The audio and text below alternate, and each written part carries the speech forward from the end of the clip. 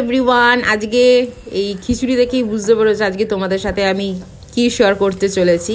তো হ্যাঁ, আজকে আমি খিচুড়ি রান্না করেছি, তো তারই একটা শর্ট ভিডিও আমি তোমাদের সাথে শেয়ার করব।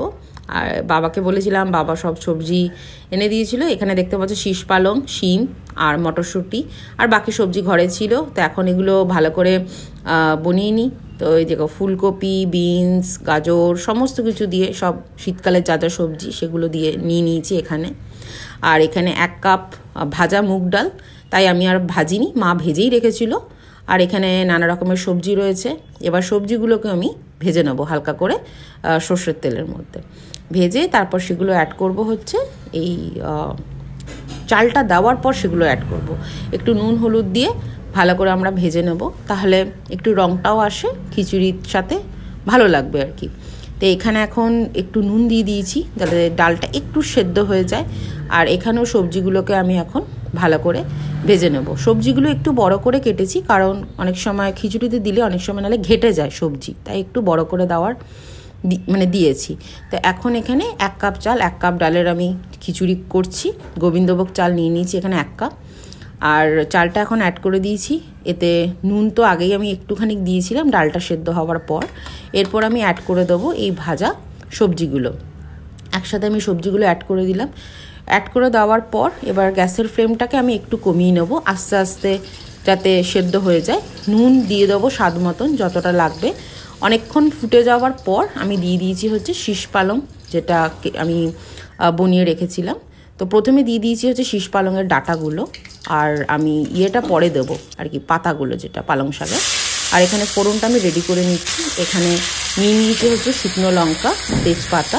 আর এই মশলাটার মধ্যে আমি দিয়েছি হচ্ছে 1 টিস্পুন গোটা জিরে আর 1/2 টিস্পুন রাঁধুনি, তাতে 1/2 টিস্পুন মতন দিয়েছি হচ্ছে কাশ্মীরি লঙ্কার গুঁড়ো।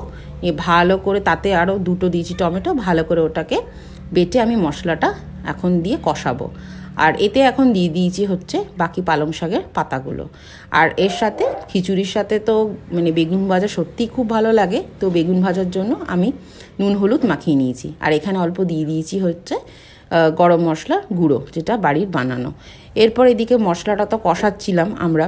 কষানোর হয়ে যাওয়ার পর ওই মশলাটা, যেটা খিচুড়ির ফোড়ন আর কি, সেটা আমি এখানে অ্যাড করে দেব। আর অ্যাড করে দেওয়ার পর এতে আমি ঘিও দিয়ে দিয়েছি। আর পাশাপাশি ভেজে নিচ্ছি, লম্বা লম্বা করে কেটে নিয়েছিলাম হচ্ছে এই বেগুন ভাজা, বেগুন ভাজা করার জন্য বেগুনগুলো। আর বেগুনগুলোকে ভালো করে ভেজে নেবো। বেশ ভালোই লাগে গরম গরম খিচুড়ির সাথে বেগুন ভাজা, এর একটা আলাদাই কি বলবো, যদিও আলু ভাজাও ভালো লাগে, কিন্তু বেগুন ভাজা যেন খিচুড়ির সাথে আমার খুবই পছন্দের একটা কম্বো বলতে পারি।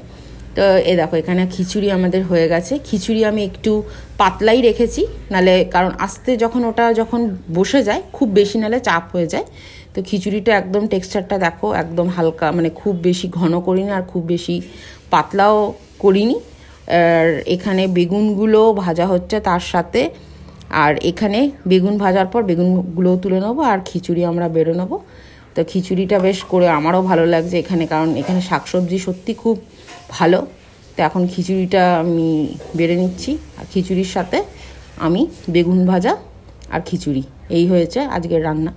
তো এটাই করেছি। আশা করি তোমাদের ভিডিওটা ভালো লাগলো, অবশ্যই লাইক করো। আর তোমরা কমেন্ট বক্সে জানিও তোমাদের ভিডিওটা কেমন লাগলো। আর এইটা হচ্ছে আমার ফেসবুক পেজ, তো অবশ্যই পেজটা যদি তোমাদের ভালো লেগে থাকে একটা লাইক করো আর অবশ্যই ফলো করে দিও। এরকম ছোটোখাটো রেসিপি আমি টুকটাক শেয়ার করব, আর ডেইলি ব্লগ